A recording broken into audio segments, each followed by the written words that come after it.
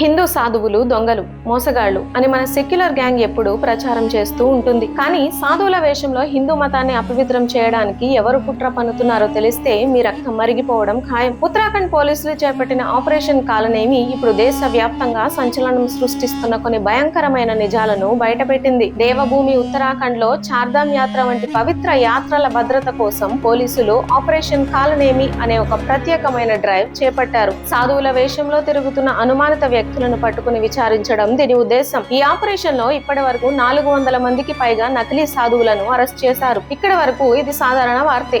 కానీ అసలు ట్విస్ట్ ఏంటంటే పోలీసులు వాళ్ళని లోతుగా విచారించినప్పుడు వాళ్ళ అసలు స్వరూపం బయటపడింది. పట్టుబడిన వారిలో చాలా మంది హిందువులు కారు, వాళ్ళు ముస్లింలు.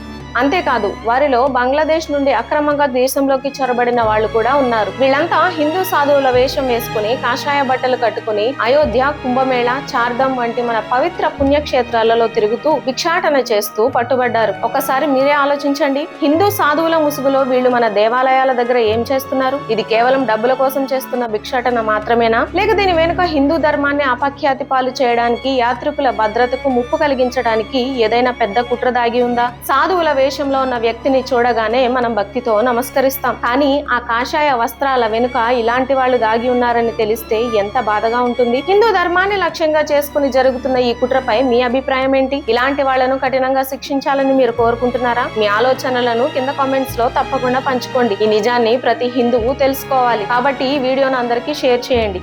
వేకప్ ఇండియా, ఇకనైనా మేల్కోండి. కులం, వర్గం, ప్రాంతం అనే గీతలు చెరిపేసి హిందువులుగా మనమంతా ఏకం కావాలి. ఇలాంటి అన్యాయాల్ని ప్రశ్నించాలి. ఐక్యంగా ఉందాం, మన ధర్మాన్ని కాపాడుకుందాం. జై హింద్.